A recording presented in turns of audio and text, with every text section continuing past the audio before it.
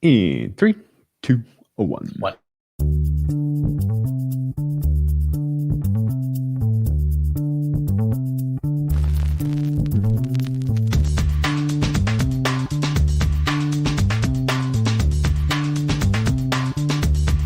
Welcome to the acclaimed podcast, The Deep Dive, featuring your esteemed hosts, Andy Monitor and Drew Dinzik, powered by BetSperts. Welcome to The Deep Dive. The sports gods decided they wanted us to have all of the fun in 1 week this year, so they've put the NFL draft and the Kentucky Derby back to back.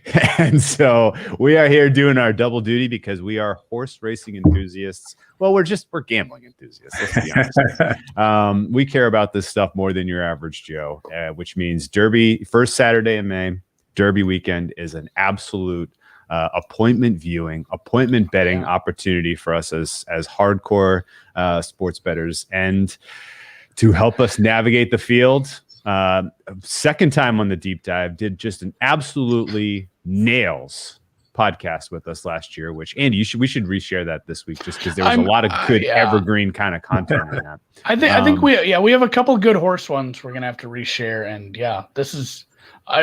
it's funny how it snuck up on us, but I think it's really probably the best opportunity to win back all the money we're gonna lose on the third pick. How else? I was looking at the horses for the first time, and I'm like, if there's a horse that has a name in any relation to any of the quarterbacks or Ohio State or Alabama or anything, I might have to just take that horse as some sort of sign after the grinder that we've been through on the third pick that we're just finally we're done with it. So I'm jacked. I'm beyond jacked. Again, apologies to Thor and all the draft nicks, but Saturday is going to be for horse racing. I probably won't watch the fourth round of the draft. Yeah. So to finish my introduction here, our guest today, a member of the Racing Dudes. Just if there was a parallel universe where you had our type of content for football and it was all horse racing, these guys are on it. The Magic Mike show with our guest today, Mike Somich, Somo Bomb 18. That's it. Somo Bomb 18 on Twitter.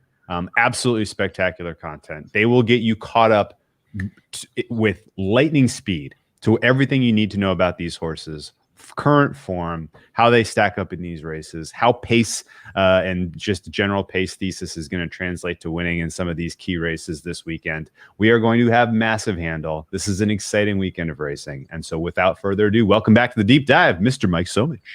Thank you very much, guys. I'm excited to be here. I've really enjoyed the content you guys have been throwing out as well. Love the crypto series. So I really appreciate you guys doing that. And I've been through the rumor mill on this draft too, man. This has been absolutely nuts trying to keep up with who's going where, but I can't wait for this Kentucky Derby. I mean, it's going to be an absolutely amazing weekend of horse racing. We've got 2 stacked days at Churchill Downs. There's 6 graded stakes on Friday. There's 6 graded stakes on Saturday. We got every age group running. We've got, the Oaks on Friday. We've got the Derby on Saturday. It gives you a couple really unique betting options. So we're going to kind of talk through a bunch of different ways that you can wager on this Derby. And they offer, 2-day bets as well. So you can play a pick 6 that spans across the 2 days. You got the Oaks Derby double, which I think is a really good bet this year.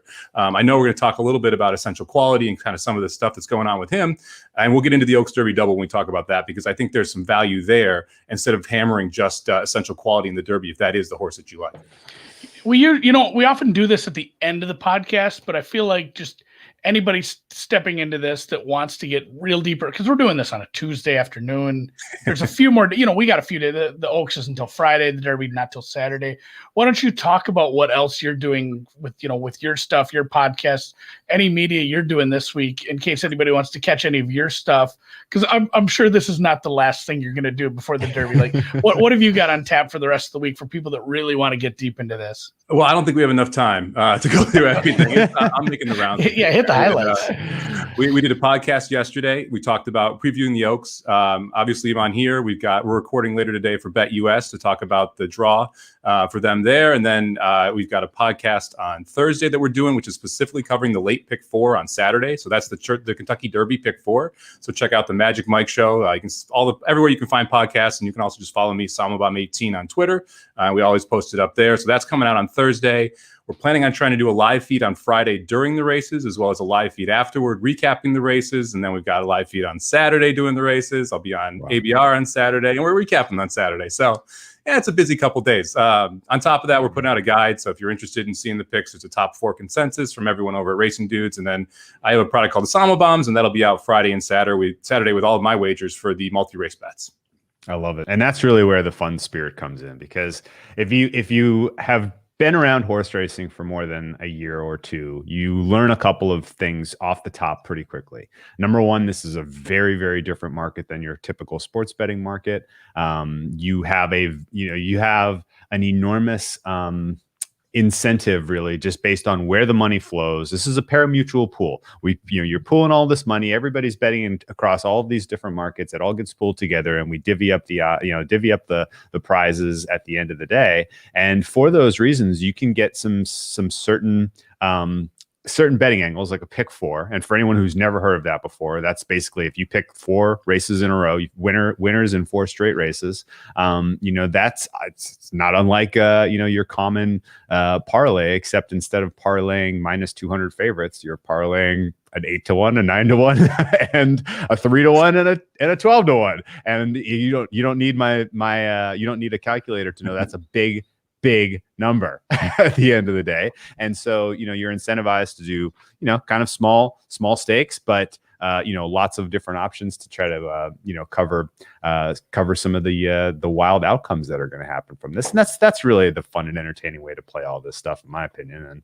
And so I appreciate the Somo Bombs, but and I guess really the quality of races overall this weekend looks to me to be pretty spectacular. Is that a fair summary?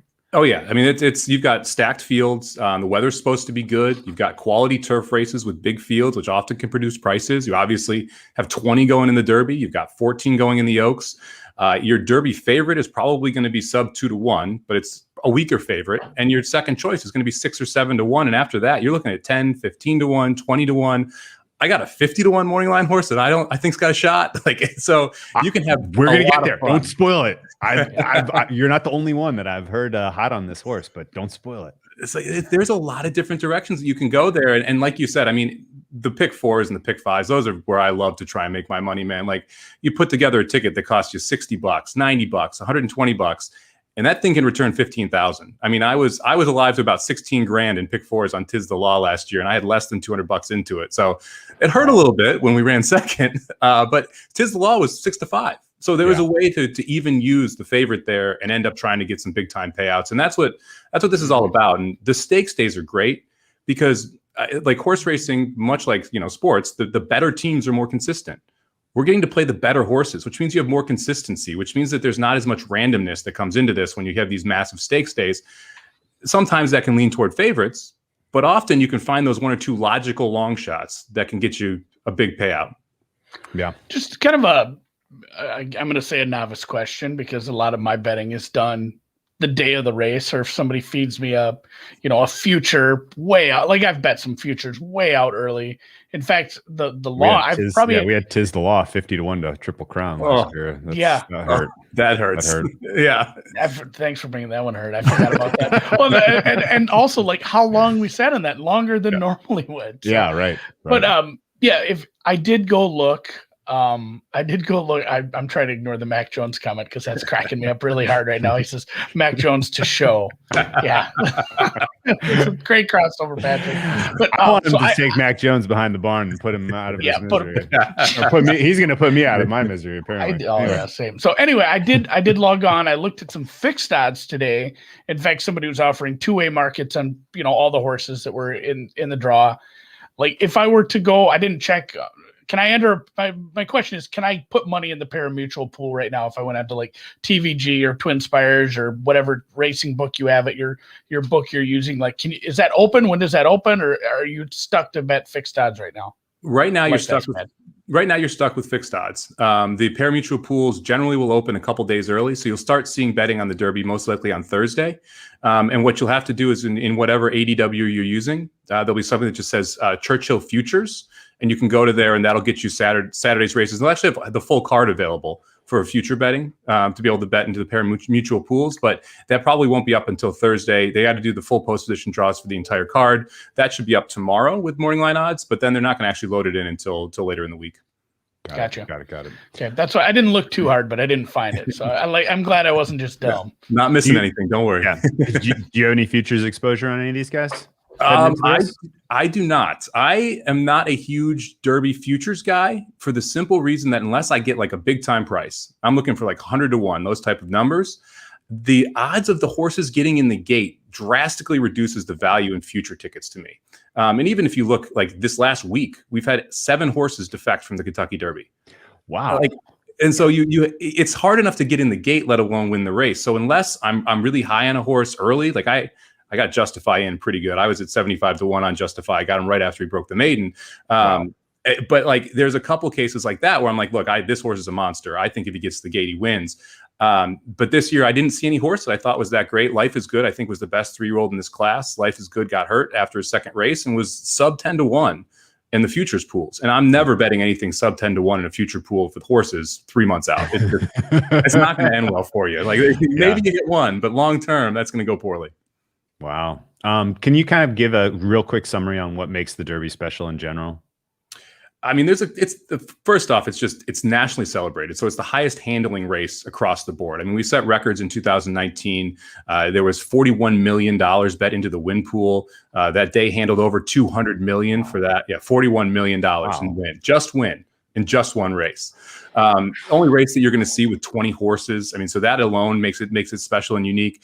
It's also just the tradition of it, right? It's 3-year-olds. It's the most prestigious race to win. It matters the most if you're looking for sires from a price perspective. I mean, it's how you can get put on the map, and it's the race that everyone wants to win. I mean, the core of horse racing is people owning these horses and trying to win races and trying to catch that rush. Like, we're betting the horses, but man, that 2 minutes is a rush if you own the horse, so much more than if you're just betting it. God. And this is what everyone wants to win. So this is the pinnacle of the sport in that sense. Got it. And the 3-year-old nature of it just means like this is, these horses are just emerging into maturity, right? Yeah. And for the most part, like the horses that perform well here, they're probably gonna go out to stud after this year. It becomes a losing proposition to run them, which is actually, to me, one of the problems with the game. But it costs more to insure a horse than what the horse can win in a full calendar year in their 4-year-old season after they win the Derby. I mean, insurance, man, it's crazy. But Into Mischief, blame the actuaries.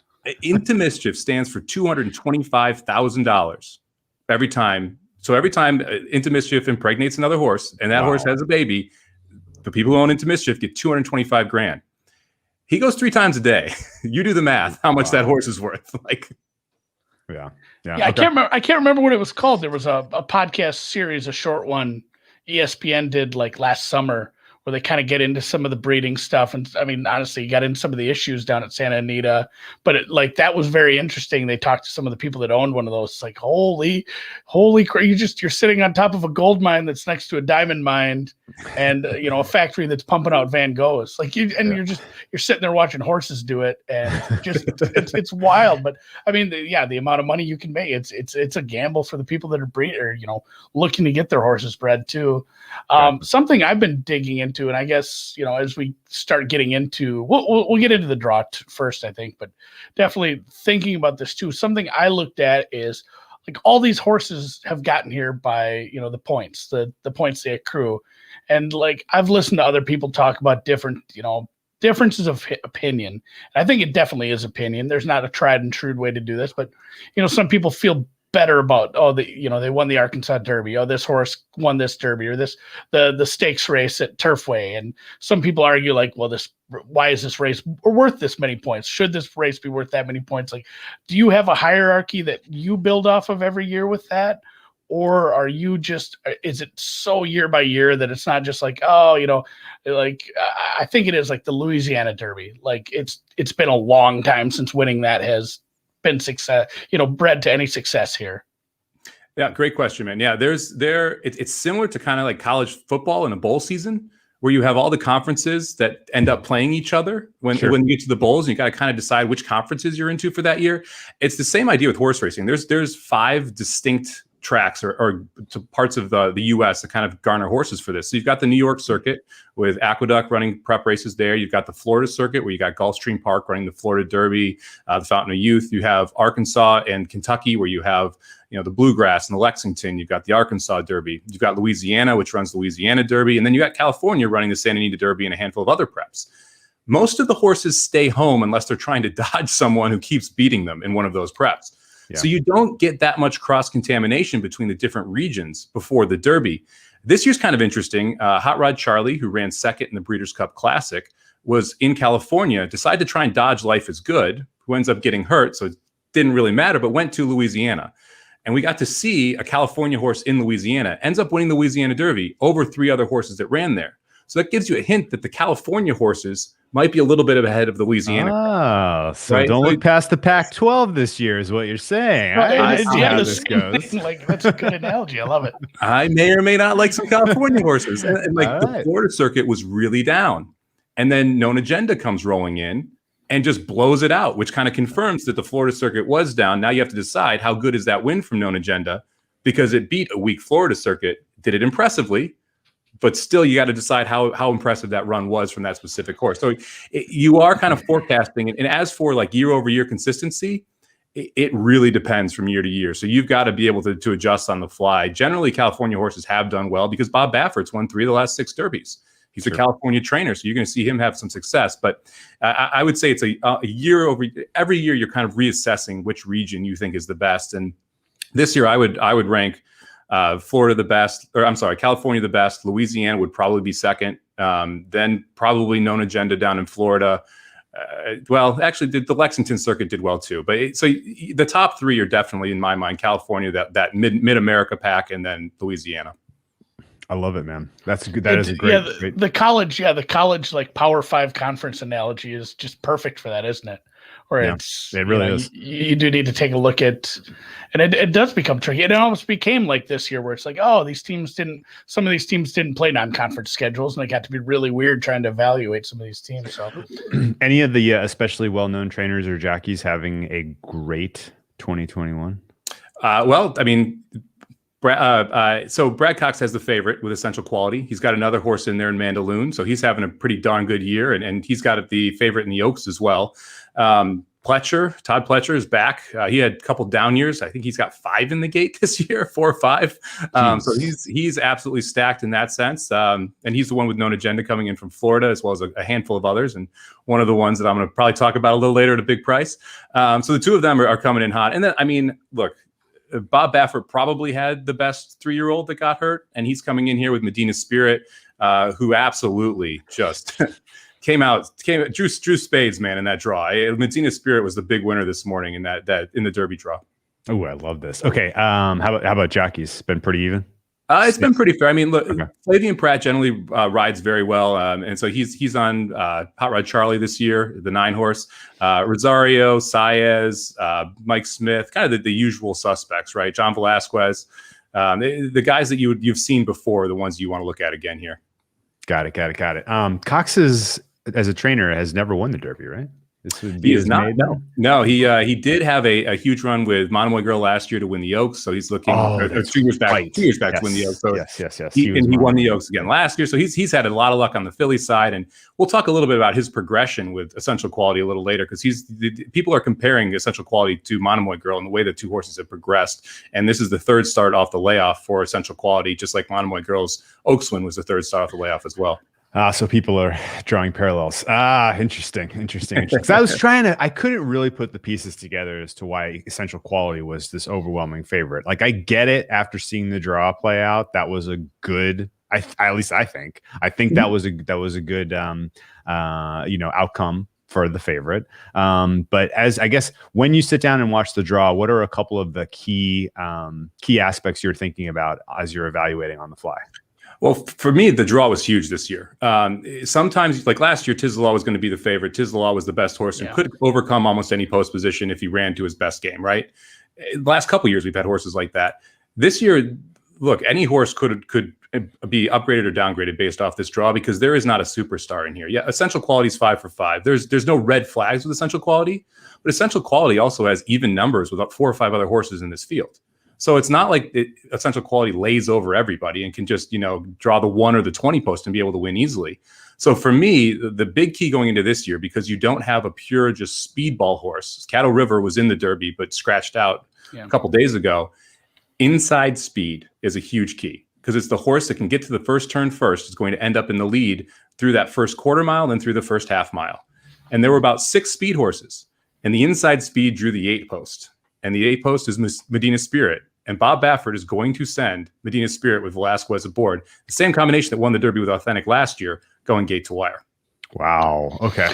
Yeah, and something as I looked at some of these horses too, and maybe I'm just talking out of my ass and I haven't been looking at horses long enough, but I feel like, and has it gotten harder over the years and I guess this is the first question to end up at that follow-up question, but it's like, are they racing less? Like, and again, you talked about the insurance, you talked about the 4-year-olds not racing hardly at all, but like, are we getting fewer races to judge some of these horses as we go year to year to year and compared to like past years? And what kind of challenges does that present? Because like there's some of these horses like, oh, they ran this many times, but like, they switched from turf to dirt and maybe has only a couple dirt starts. And it's how are we judging a horse like this? It's one of the biggest problems. I mean, because of the cost of these horses and because they are worth so much money at stud, you're seeing less and less races. And so like we didn't even see some of the best horses debut until December or January. Justify, who won the Triple Crown, didn't debut until January. The Essential Quality, who's your favorite here, ran 3 races a 2-year-old, ran 2 races a 3-year-old. This is the 3rd start, right? So we don't get to see these horses nearly as much. Rock Your World to me is one of those just head scratchers. 2 turf starts, wins the Santa Anita Derby with the best number of any horse in the field, and is now going to make its 2nd start ever on dirt in the Kentucky Derby, going 1.25 miles, which it's never run. It's like 5 to 1. Yeah, and oh, by the way, that's your 2nd favorite, because nothing can go wrong there. Let's talk about then some of the specific names here at the top. We've mentioned Essential Quality a couple of times, and pretty clearly this would be a big step forward for trainer. For Cox, who has yet to win the Kentucky Derby, as mentioned. But maybe the most interesting story around Essential Quality is, what price does he close? Because there's some news floating around that there may be a nuclear bomb that is dropped in the win pool on Essential Quality by none other than Mattress Mac. Yeah, man, coming in from the top rope. I mean, he's doing a promotion just like he's done with the Astros before with the Super Bowl, right? Where he's giving 150% store credit to anyone who's bought a mattress in the last 3 months if the favorite wins the Derby. He's estimating his exposure is up to $4 million right now. That's a lot of mattresses. That's a lot of freaking mattresses, man. Like, who knew? So $4 million exposure on a 2-to-1 horse would mean logic says you got to bet $2 million. Well, we're in a pari-mutuel pool. So that $2 million wager is going to shorten the odds of the horse. Last year, there was $18 million in the win pool. He would be representing 10% of the total win pool of last year if he did do that. Now, 2019, 2018, and 2017 were 36, 38, and 41 or so. Okay. So those, because of the pandemic, the handle was down last year because horse racing decided it was a good idea to go against college football. That didn't work out so well. So I expect the handle will get back up this year, and you're probably going to see something in the mid-30s. But he's still going to represent a minimum of 5% of the pool. And if the horse drops down to somewhere in the 7 to 5, 6 to 5 range, you're looking at another $1 million to $2 million he's got to put in to actually hedge the bet. So this is kind of a story that's going to continue here. Now, he's saying he's going to wire the money to Churchill Downs, so it's going to go directly in the Churchill Downs pari-mutuel pool. But it is, if it happens, and there's no guarantee he's going to make the bet, right? There's definitely that part of it. He's already gotten the marketing out of this. But if he does make the bet, it's going to crush anything. Like, I wouldn't bet Essential Quality on race day. I wouldn't bet Essential Quality 2-to-1, let alone trying to bet the horse at 6 to 5. And I mentioned this earlier. It means that the value on Essential Quality is playing in the fixed market pool, because right now you can get anywhere from 2-to-1 to 2 plus 275, or king it up in that Oaks Derby double. And I like Travel Column quite a bit on Friday in the Oaks. So you can get 3-to-1 on Travel Column. If you like Essential Quality, the value is not going to be to bet Essential Quality to win in the Derby. The value is going to be to play into it with a daily double in the Oaks, or to play a pick 3 or pick 4 or pick 5 or pick 6 or whatever pick you want to do into that Derby and single them in the last. But it's going to create havoc in that win pool because it's such a large percentage of it if it actually happens.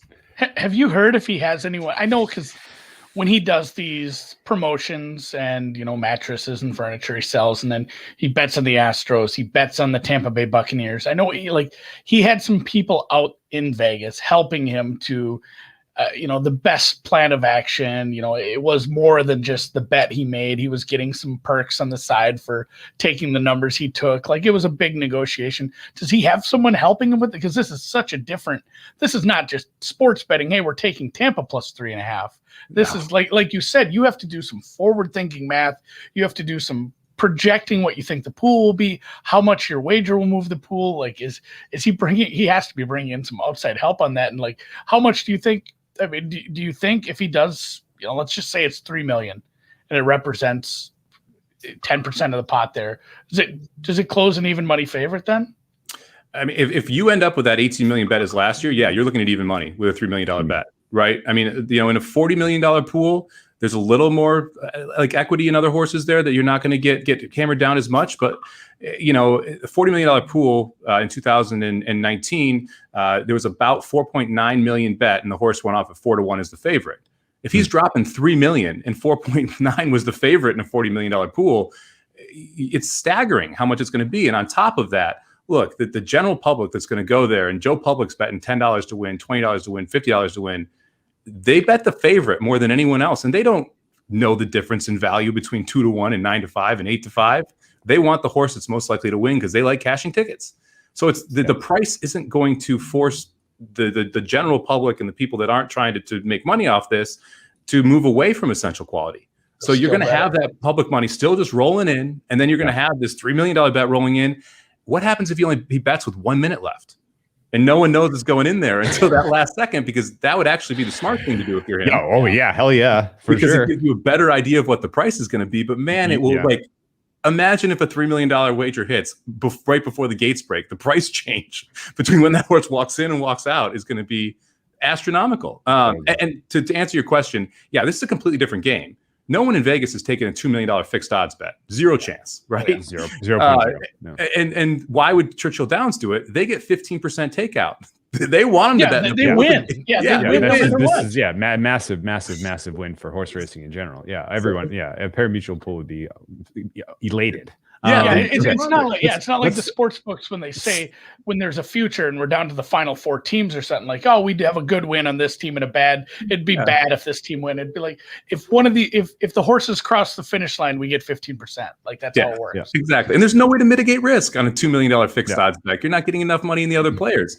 It is a huge benefit to, if you like anyone else. I mean, because that's the other part of this you got to talk about, right? If someone's betting, if you have Joe Public betting $3 million on a horse, you're getting inflated odds on everybody else. It doesn't help that we're starting low too. The morning line of 2-1 is already creeping. Yeah. I'm guessing that is because of the draw. 14, pretty favorable because of the way this sets up from a pace standpoint. So let's pivot a little bit to pace, and you kind of give me the pros and cons here about what makes a perfect trip or what's a dream run for essential quality here. Because as you mentioned, Medina Spirit in the 8. Is your early speed horse now that Cato River is scratched. You also have Midnight Bourbon. He's what, 10? Yep. So you have 2 horses inside the 14 essential quality who we're going to send just being max power out of the gate. No throttle. And then the likely I guess second choice here, Rock Your World, 15 just outside of essential quality, wants to to tag along, for lack of a better word, wants to be part of that lead pack, I'm guessing. And then potentially maybe Soup and Sandwich, other early speed horse coming from the outside, just goes nuts out of the gate. Those 4, assuming that they take off and that they lead a relatively brisk pace for the first quarter and half of this race, where is essential quality here? Is he, he's following, he's getting a little bit of a brisk start, and he's set up well to close? What are your thoughts on a dream race for EQ? Yeah, I mean, essential quality really is going to want to sit behind what I think is going to be 5 horses who are going to be out on the lead. So I think the 4 that you mentioned are all going to go, as well as the 9-horse Hot Rod Charlie. Okay. The fastest 2 horses, period, are Medina Spirit and Rock Your World. I like Midnight Bourbon has been on the lead, but Midnight Bourbon's been on the lead in 48 seconds. He runs his first quarter in 23 seconds. Medina Spirit ran a 22:44, right? So seconds faster than what Midnight Bourbon's been able to do. So I expect that Medina Spirit gets the lead, and you're going to see Rock Your World sitting in second to his outside going into that first turn. Essential Quality this is why Essential Quality is a favorite, right? Like I said, there's no red flags, and the horse is really versatile. Last time he was 2 lengths behind Highly Motivated, who was out in the 17 post and was able to get the job done at Keeneland. But when he won at a mile and a 16th in the Breeders' Cup Juvenile, he was 8 lengths back early. So able to close into a little bit faster of a pace. I would expect you're going to see Essential Quality kind of mid-pack, we'll call it like the 6th, 7th, 8th position, sitting 5 or 6 lengths off the lead around that first turn and pretty comfortable. The key really is he's not had to face this type of pace before. Right. If they go 22 and change, and I would expect that's what you're going to see in the opening quarter, and then you can probably see a low 46 somewhere in there. It's going to stress him for the first time. He's not seen those type of fractions in front of him. And a lot of people say, well, that means there's a ton of pace to run into. That also means he's running a second faster than he is used to, sitting 5 to 6 lengths behind the leader. So he's going to have to up his early speed as well to keep up. And how's that going to affect his kick first time going a mile and a quarter? Great point. I guess what is holding Medina Spirit's morning line price down here? Like I the way you've laid this out, or at least the way that it seems set up from the timing, Medina Spirit and Rock Your World, this could be a 2-horse race for most of the race. And what happens that derails that, or is there a potential for a pace meltdown? Like these courses just can't do it for that long. What brings them back to the pack? There always is that potential. But in horse racing, especially in a 20-horse field, it's a lot better to be at the front than the back.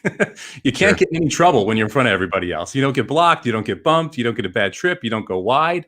And that's why you see so many Derby winners in that first 4 in that first call. They're usually closer to the pace. They're either on the lead or stalking the lead so that they're able to get a clean trip and make someone catch them. It's the first time all these horses are going a mile and a quarter. It's a long distance to be running. And most of them are going a mile and a quarter. There's a couple that have gone it. So it's a long distance to try and run that far. And a lot of them just get tired toward the end. It's a lot harder to pass when you're tired. To me, I think that looking at horses like Medina Spirit and Rock Your World are ones you've got to take a long look at. And 15-1 on Medina Spirit to me seems like an absolute steal right now. Yeah. And you talk about some, not all these horses. It goes back to like, hey, this horse has run like 4 times. Yes. And, not all these horses have run this length yet. How much weight do you put in that? Because again, you can say like, well, it was one race, but again, it's like, oh, it was also 20% of their lifetime races at the same time. Like, do you put a lot of weight into that? Because, it is an extra furlong or 2 for some of these horses that haven't run this distance. And I mean, have we seen that as a historical marker for success, or are there horses just able to overcome that? And, are they certain types of horses too? You could have like somebody in that second pack stalking. Maybe it's not such a strain on them going that extra distance if they're holding back off the pace and they can close. Yeah, I mean, a lot of it goes into breeding. And like you said, there's just not that many data points right now with some of these horses. So you are projecting out how they're going to look. Some people are very into the gallop out. So how well are they running after the wire in some of those races to kind of help project how well they run long? A lot of people look at the final furlong, how fast they went in their previous races. And the faster, obviously, the better, because if you're slowing down and you're going 2 more furlongs, probably going to slow down even more, right? So that's another projection that people look at. Sires are very important. Certain sires just get distance better. They're the sons and daughters of those horses want to go further, and so that's something that a lot of people will project out as well, just without that many data points. I mean, one of the horses I like that's 50-1 is Sainthood. This is Sainthood's 3rd race. Like it's crazy to try and figure out how much this horse is gonna actually be able to project out. But like a lot of it is watching replays. And you watch, he ran in the Jeff Ruby Stakes last time, spelled like a steak too. Because hey, why not? I love a good steak. Gimmicky in horse racing. So he was a price in that race, but got absolutely shut off and was able to re-rally. And you just saw the professionalism. And for a horse that's that young, that hasn't started that much, that's what you're looking for. You're looking for that extra effort. Horse clearly wanted the distance, clearly was trying hard, should improve stretching out. And yeah, it's a huge step forward for the horse, but at 50-1, I'll throw a few shekels on it and see what happens. Yeah, I mean, got a good draw. Five is a winning slot. Why not? I mean, it's not perfect, but that's it's not 1. Speaking of one, and then just quick on Sano too, especially with that second effort there, and how he I get to say it too, the Jeff Ruby stakes, like maybe not the worst horse to use in some exotics. Somebody that will be there at the end, even if you're not getting that big price. I'm going to definitely use it in the third and fourth spots in the superfecta, maybe even the second and third spots in a trifecta to try and really balloon the prices. Because if you get one number, this thing pays like crazy. And they have a $1 super high five, which God damn, good luck. If you can get there, man, you're getting stacks back. So he's a horse that's definitely usable there as well. But there's a lot of betting options here, and he's a great underneath horse. Cool. He's a Todd Pletcher horse. He is. And interestingly enough, one of the horses that came into this race pre-draw with a ton of buzz was another Todd Pletcher horse named Known Agenda, jockey Irad Ortiz Jr. And just seeing his pedigree, Florida Derby winner, Irad jockey, Pletcher trainer. This horse is going to get bet. Like curling horse. He's gonna curling horse. Yeah, checks all the boxes. This horse is going to get bet. Lo and behold, he lands the one. And they still hang a morning line of 6-1 for this guy. He probably would have been a second choice if he had gotten a better draw, I'm guessing, looking at how this is shaping up. Are there any wrinkles about the new? I've heard a couple people say this, the new gate, it isn't as bad for the one. If the rail's running good, this might not be bad. I've heard people trying to talk themselves into, we can't toss Known Agenda. Are you more ready to toss now between the price not being right and between this, the bad luck of the one draw? This was one of the horses I was pretty high on going into the draw. I was pretty disappointed when we saw the one post come up for Known Agenda. Everything that everyone's saying is true. It's a new gate, so there's no auxiliary gate anymore. It's one gate with 20 stalls, but it's actually 22 stalls. So there is a empty stall to the inside to give a little bit more room on the rail. If someone scratches out, the first move is to move them out a post, which is huge. So if they do get a scratch, he'll go to the 2 post, which will give them even more room, and then it's not as big of an issue. It's not an ideal place. If someone's going to make the argument for Known Agenda, the actual argument to me is the 2 through 7 have no speed at all. That does look problematic. So if Known Agenda breaks okay, Known Agenda can be on the inside in that second flight, which is a great place to be. It's actually where you want to be. So because of the horses in 2 through 7, I actually don't think this one draw is as bad for Known Agenda as it could be. And you're going to have if the 8, 9, 10, 15 and 7 and 8, 19 all want to clear and go to the lead, and you have the horses from 2 to 7 backing up, that's going to create a pocket that's just like perfect for this horse. So, I wouldn't completely throw out Known Agenda because of the rail draw. It's not ideal. I would want more value than 6-1. I would hope for something around 10 to 12-1 on race day. I'm looking to bet Known Agenda to win. But I also will probably include this horse in a couple of my multi-race wagers. I think that using him in that last leg is something that there is going to be some value in, because I think a lot of people are auto chucking. And I think that's a little bit extreme. Okay. Yeah, it was one of the horses I'd picked out real quickly, and then before I looked at the draw. Like I did this afternoon. I looked at all the horses, then I looked at the draw. Shit. Well, you've made me feel a little better, but I also wonder, can it go one of two ways?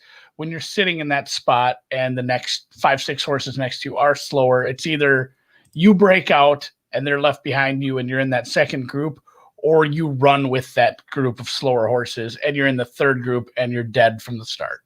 Yeah, that's the fear, right? That you get shuffled back from that post. Is that, 1 or 2 of those horses go in front of you, you end up going with the 2 or the 3 horse, and all of a sudden you're sitting in 15th with getting mud kicked in your back in your face, you're stuck on the rail. Absolutely the worst place to be, because outside being 4 wide in 15th is much better. Yeah, you're losing ground, but at least you can just go out to the 5 path and start passing horses. Like if you're between the rail and a horse and you got a horse in front of you slowing down, where are you going to go? And that's the issue really with that one post, is that it's so hard to work out a trip if you have multiple horses in between you and the leader on the rail. That makes sense. I guess let's go through real quick and do the important part, which is throw some out. This looks to me like an ideal race that you can be pretty aggressive striking some of these names. 2, 3, 4, like the King, Brooklyn Strong, Keep Me in Mind, look like they have 0 chance. I am striking them. Even Obesos looks like he has 0 chance. Too damn slow. And if we go from 20 up, I'm similarly saying that about Bourbonic. Soup and Sandwich gets burned out. Super Stock, I don't think has anywhere close to the quality, and Highly Motivated just because he's in gate 17. The damned 17 spot. I'm gonna bet the 17 spot until it wins. I'm martingale it. I don't care. It's been a rough 146 years for that 17. Yeah, we're numbers, guys. Why is 17 cursed? Well, okay, the honest answer is sample size, right? So they went to 20 horses in 1930. So it's only been 80 or 90 years that it's been cursed for. And you also have some derbies where you don't have a 17 horse, right? Because you've been scratched down. And the other part of it is it's kind of just luck too, because you've won in the 16 post, you've won in the 18 post, you've won in the 19 post, you've won in the 20 post. So it's not illogical to think that the 17 post will eventually be able to break through. It wasn't great in the auxiliary because there was a gap. And so that definitely hurt the 17. But now that we have that single gate, I would say that anyone from like 15 out are pretty much in the same boat at that point. Okay. So, all right. Well, I'm still striking Highly Motivated. I agree with you. You can strike Highly Motivated. Chad Brown's going to win some turf races. He ain't winning the Derby. Sorry. King Fury, scratch. Hidden Stash, scratch. Helium, scratch. Dynamic One, scratch. Midnight Bourbon, scratch. I'm down to 1, 2, 3, 4, 5, 6 realistic contenders here. Sorry, 7. I skipped Known Agenda because maybe I was a little too quick to pull the trigger on Known Agenda. We'll say 7. We're looking at Known Agenda, Sainthood, our long shot, Medina Spirit, who we've talked about, Essential Quality, and Rock Your World, who we've talked about. Hot Rod Charlie, I'm a little lukewarm on. I don't think he's fast enough ultimately. But I guess the one I'm really curious about, the one who's I would dub this year's wise guy horse. And these guys never win, by the way, is Mandaloon. Why is Mandaloon the wise guy horse? And I guess, should I be a little bit more open-minded about his chances here? Well, okay, Mandaloon's a tough one, right? Because first off, I mentioned this a week ago. You get 30 to 1 on the fixed price market a week ago. Now you're getting 15 to 1. That right there, in my mind, sucks. Like, you wanted it last week if you're going to get in, right? Like, so why is Mandaloon the wise guy horse? Well, Mandaloon was a top 4 contender before the Louisiana Derby. And, much like an NFL game where a team is just flat, Mandaloon was just flat in that race. Went off as the favorite, had the biggest buyer in the entire crop before that race with a 98 buyer in the previous win, had beaten Midnight Bourbon and Proxy in back-to-back races. Beaten Midnight Bourbon in back-to-back races. I think Proxy got him in the one right before it. And so you have this setup where the horse is progressing nicely. This is a Brad Cox horse who's been getting better and better. And then that Louisiana Derby was just too bad to believe. Sure. And that's like when you just have one of those data points and you look at it and you have 5 data points, you look at one of them and you're like, that's just illogical. The best thing to do as a race player is to throw that data point out, because you're going to have a lot of people that look at that data point and say, well, the one data point that sucks is the one I'm going to look at. I'm not going to look at the 4 positive prior to it, because the one that was bad was the last race. Sure. And people put way too much weight on the last race when they're handicapping. You need to look at the best efforts of a horse, and if it recreates those efforts, is that good enough to win? And in Mandaloon's case, the answer is yes. I mean, if this horse runs back to the race 2 back, 15 to 1 is going to look like an absolute steal. And the fact of the matter is, Hot Rod Charlie, who's your second choice, Midnight Bourbon, who's in this race, who's 20 to 1. This horse is a $1.30 favorite. So basically 6 to 5 in that Louisiana Derby.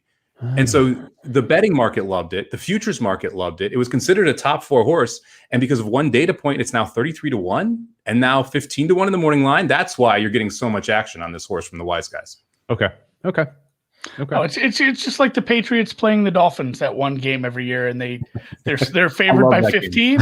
You do love that game. And they go to Miami as a 2-touchdown favorite, lose outright, and that's the thing. The NFL market doesn't adjust them like crazy. No. Again, different kind of sample size, different kind of game, but that does seem wild based off one. I mean, have you heard any chatter, any talk about why the horse ran that way in that? Like, you can't talk to a horse. Yeah, his girlfriend break up with him or something. Did you not have your coffee that day? What was going on? Wrong kind of oats. Yeah, it's funny because like the trainer said, oh, he just had a bad day and just didn't run well, and we're not really sure why. But the problem with trainers is they lie, man. Like, you can't trust anything. Like, I love trainers, don't get me wrong, but they're propaganda machines for their horse, and they're not going to tell you what the horse is actually doing, because they have to strategically figure out the best way to win the race. So like people ask, Bob Baffert, you can send Medina Spirit. he's not going to tell the truth. Like, come on. Like, this is the strategy of the big game, right? You're not going to give that away. So there was no concrete reason why, but like every other horse at the Derby, he looks like he's working out like a monster and he's the best horse ever. And like, that's the other problem with it. Every workout is an amazing workout when you get to the Derby week. So he had a couple ones where he looked like he was just ready to roll. And that's why people are starting to get high on him, because he looks great over the Churchill track. And you have a couple data points that are good enough to win this race. Florent Drew doesn't hurt. Mandaloon is a cool name. Like, I get it. Well, and that's the thing too. Like, for the people that do pay attention, the people that track, who's he running with in practice, who's he doing what's he doing in these practices, and you can really start to suss out, well, it probably was just a bad race, or it's like, well, he had a bad race and now he looks laggy in practice and things aren't going well and he's been a little testy. It's like, well, this horse is 40-1. Exactly. And the fact that you've seen that move in the market, and that people who know horses are confident about it, it kind of even directs you more to say that was a fluke of a race, right? Because if you see the opposite action in the market and you see the horse going from 33-1 to 45-1 and the workout's not great, it's much harder to say that was a fluke. But because of the way the market's moving and how he's looking, you got to think the horse is going to run pretty big. And like I said, he's got a 98 buyer to back. If it's like logical improvement every time out right now for 3-year-olds, because they're still growing into themselves. If he improves 5 to 10%, he's got the best buyer in the field. And that's scary. Oh, man. Okay. All right. So I'm keeping him in the mix, even though he's the wise guy horse, and they're always they always get mushed. That's okay. He's another one I like underneath. I think he's I like the 33-1 price, the 15-1 price. I still think there's a little value because I don't expect him to go off on race day at that number. Sure. But for my bets, I'm probably going to use him underneath versus on top. He reminds me of By My Standards. That was a horse that everybody was like, just couldn't get enough of the week of. He was looking so good, and then just a non-factor in the race. It is funny too. Just working out like a monster, just eating up the track right now. It's just like NFL best shape of my life. Kids, faster than we've ever seen this kid. It's the same kind of propaganda you get everywhere.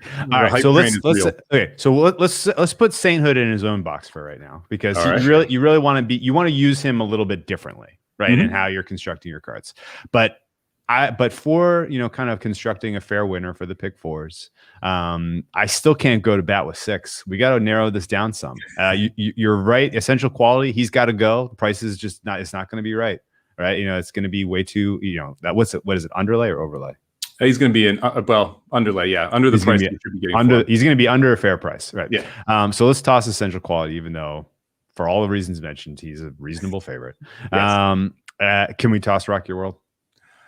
I am going to, and this is my controversial move. Okay. I mean, a lot of people are high on Rock Your World, but look, it goes back to, and to me, this is not a one-of-one situation. This is a one of hundreds of situations. I play a lot of horses, so I'm trying to hit it over the long term of playing horses. I'm trying to win. I want to win every year, not every day, every month, every week. Rock Your World is just doing too many things that are new to me. And you have a trainer that's known for not shipping well. And he's shipping this horse out here. It's the second time over dirt. It's a logical bounce angle off that good of a race because he ran so well. Now you're coming back and you're asking the horse to go longer, second time on dirt. And go back and watch the Santa Anita Derby. To me, that is the key. When you watch that race, the faster horse out of the gate was Medina Spirit. And John Velasquez holds the reins in. And he allows Rock Your World to get the lead. And right into the turn, a 45-1 shot, splits the two of them and veers out 3 wide and sends Medina Spirit 4 to 5 wide. Sounds like Rock Your World sitting on the lead on the inside, comfortable. And so you look at that race and you wonder. Yeah, right? Well, guess what? If John Velasquez wants to lead, John Velasquez is getting the lead this time. Yeah. And you're now the inside speed in the Derby on the Bob Baffert horse. I know the fact that Baffert didn't send a filly for the Oaks, he cares about this race. Yeah. And not only that, I put him on my list. I like the horse. And then I started to look at this is a turf horse for most of its tiny little career, and then had one really good dirt race. And then I looked at the price and it's like, that sucks. Like that. Yep. I might win. Huge buyer number. Hasn't lost as a 3-year-old. Won a big race. But like you said, coming from all the way getting shipped out here and then hasn't run much on dirt at that number.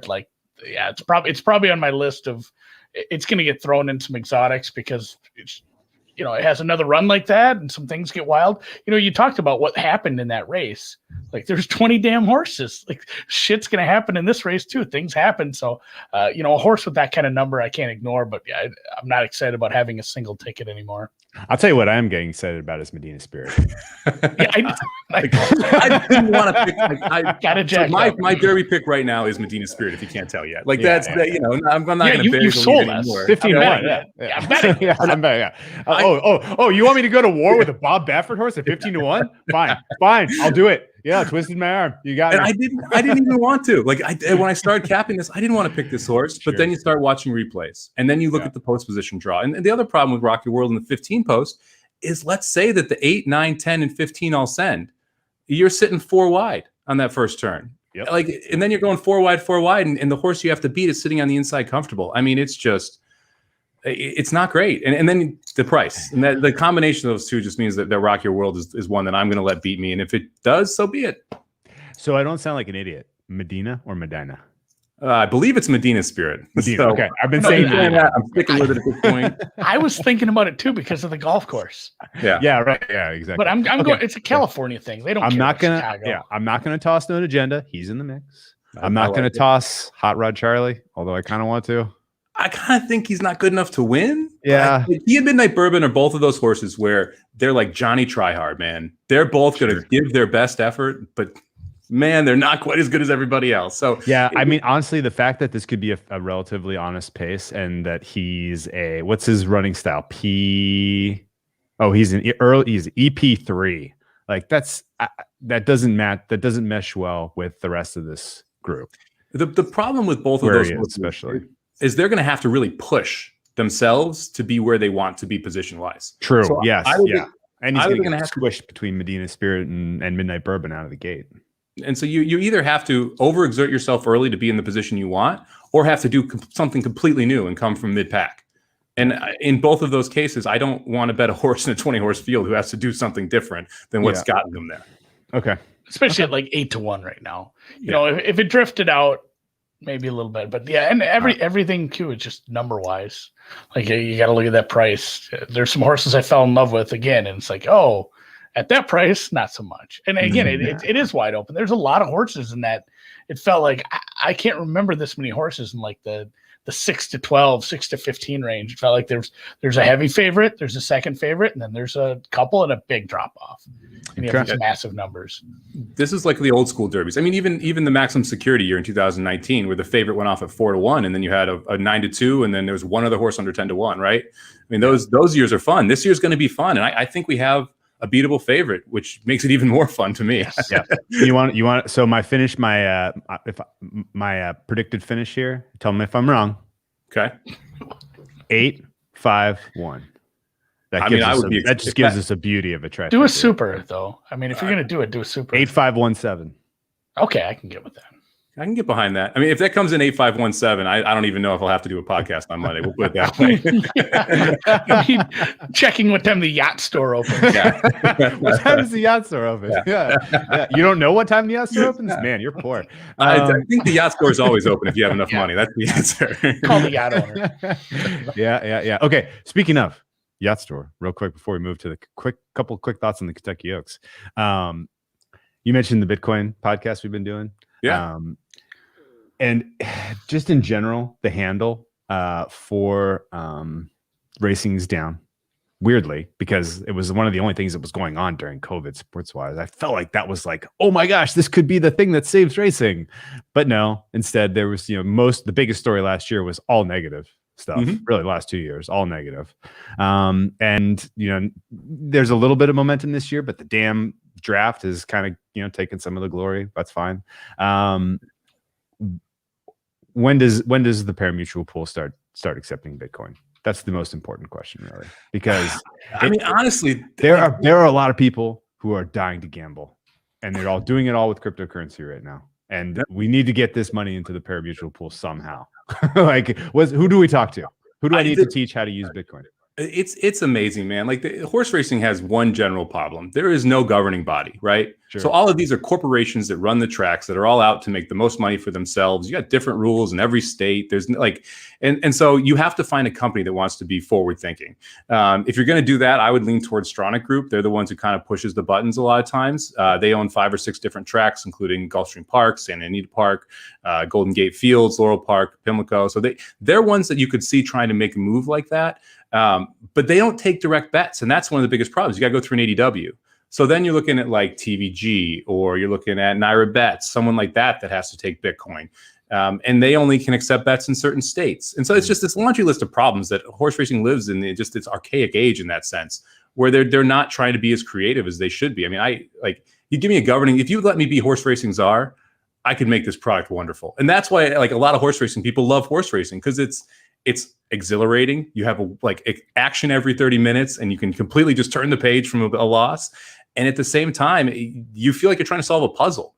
And with sports betting, it can be tough sometimes. It's math heavy to me, right? You have to really rely on numbers and predictive analytics.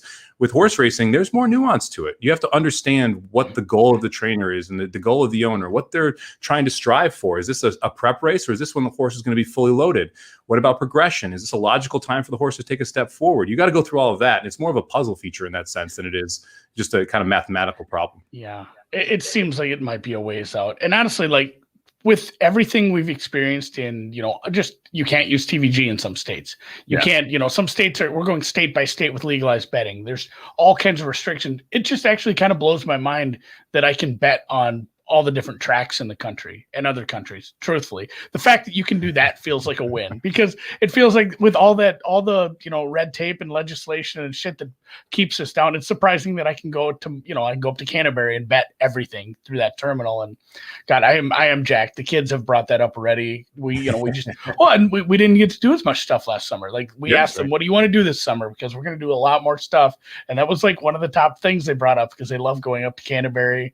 Obviously on Sunday it's Kids Day, and there's like pony rides and shit. They love that. But yeah, I'm jacked. And yeah, as far as the crypto stuff too, you brought that. I'm glad you enjoyed those. I was thinking about that today. I feel like we almost need to buy Noah something nice. Like we owe that guy like a card that or is something. like He teaches us so wild. much stuff. Yeah. I sent a couple of those podcasts to friends that I've been trying to get to buy Bitcoin and buy into Ethereum for years. And that was the reason they're like, wow, this makes a lot more sense. And I'm like, thanks. I guess I didn't explain it very well. I mean, knock on wood, keep going in the right direction. We should get some more great news this week. Only up. Up. Only up. Okay, real quick, let's talk about the Kentucky Oaks. For those of you who don't know, they run a 2-day meet. I'm not sure that's the right terminology, but there's 2 major days of racing, Friday and Saturday. And the premier race on Friday is the filly parallel to the Kentucky Derby, which is the best of the 3-year-old fillies, and it's called the Kentucky Oaks. It's the Lilies for the Phillies? Lilies for the Phillies. Lilies for the Phillies. Yeah. Anyway, this is as fun a race as the Derby. It's a little smaller field, so it's a little tough, a little easier to wrap your head around. It gets you warmed up for Derby Day, really. And honestly, the biggest win of my life came on Abel Tasman's Oaks Day.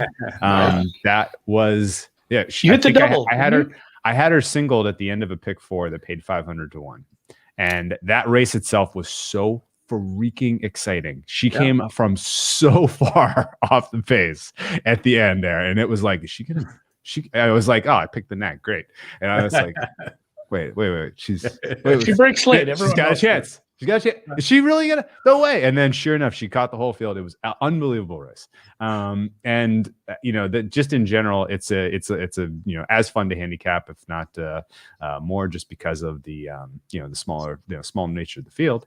And it sounds like you're pretty high on a couple of a co-favorite and a long shot here, based on what I've heard you already do content wise.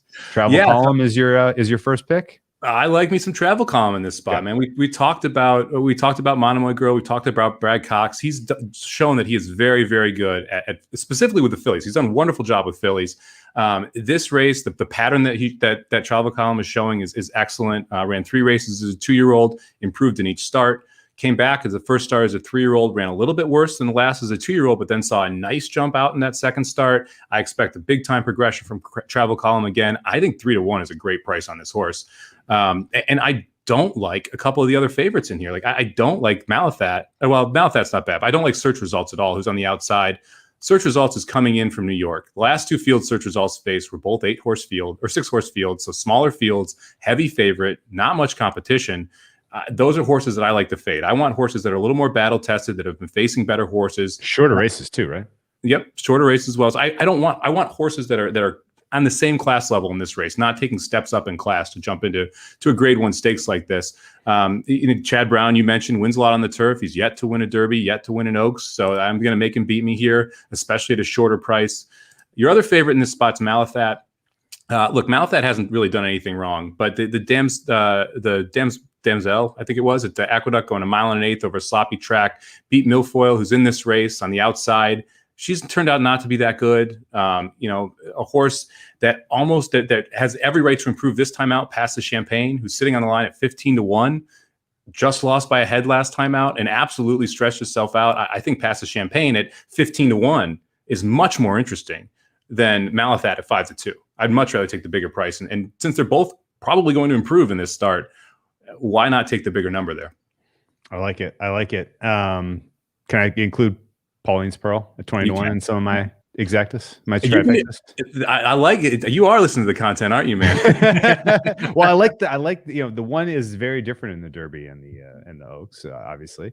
And yeah, it's a couple things popped for her. So yeah, that I had her circled. Yeah. Let's go 6-5-1. That works for me in the Oaks. I would include Malathat underneath if you're gonna because Pass the Champagne and Malathat should run relatively close together based on what they did last time out. But I think both Pass the Champagne and Pauline's Pearl, the 5 and the 1 horse, both have a big chance here to get home at bigger numbers. I love it, man. I love it. Well, with that, let's wrap here. You've given us an hour of your time. Can't thank you enough. I know how busy you are. Where can people find your work one more time so that they can be as caught up as we are on the Kentucky Derby winners? Yeah, of course. You can follow me at Somobomb18, SOMOBOMB18 on Twitter. You check out the Magic Mike Show. We stream live every Monday and Thursday on Racing Dudes YouTube channel. Check out racingdudes.com. It's a news site which provides recaps and previews of all the different stakes races over the weekend. We've got a free pick for every race, every track, every single day that you can find on there. I've got my product, the Sama Bombs, that are on there Friday through Sunday, which is my actual bets that I bet every weekend in the multi-race wagers. So we've got a bunch of different options there. We also have a big day guide. So there's a Kentucky Derby guide out there as well that you can get all the picks from everyone who writes for the site. I love it, man. Well, best of luck Derby weekend. This was a fountain of information that I feel much more well prepared. I needed this because, like we said, we just weren't prepped. I tried to catch up a little today. I'm going to do some more catch up over the week. I'm going to watch some more of your stuff, and I feel better about it. And for anybody who watched this and hasn't done a lot of horse racing, maybe not heading to the track, like some of the stuff we mentioned, like it's very easy nowadays. I know we said some of that stuff's not available in every state, but check your state. The TVG, Twin Spires, there's a bunch of different apps. A lot of your sports books have a race book right in it that you've never opened. Like, it's not that tricky. We're going to post some other podcasts throughout the week that kind of break down some stuff. We did one last year where we went through an entire racing form with a guy and just said, like, tell us what all Ironically, this we needed StreamYard so that people could actually watch what we were looking at, because without the visual component, it was quite difficult. But I think we included. I think we shared like a PDF of the one we were looking at so people could kind of follow. But I mean, that was good for us too. There was a bunch of stuff in there. I didn't know. I'm like, well, that's what color the horse is. I know that one. That's about it. Yeah, that's about it. So anyway, thanks a lot, Mike, man.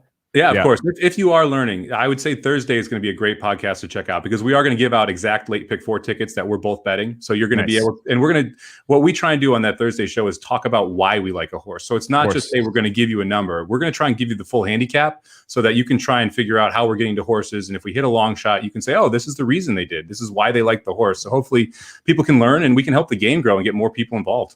I love it, man. Well, best of luck. And, are you going to come out to the Breeders' Cup this year?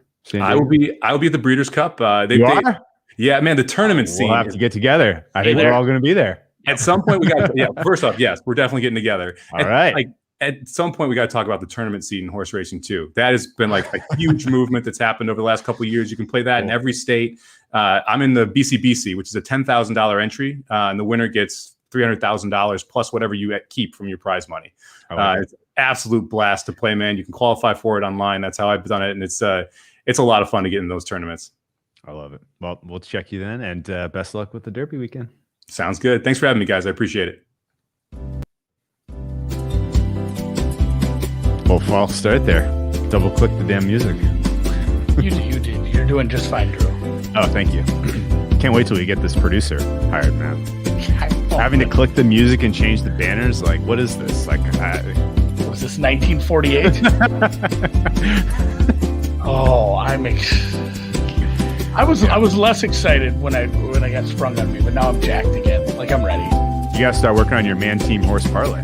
Man team horse. There's got to be UFC this weekend. If not,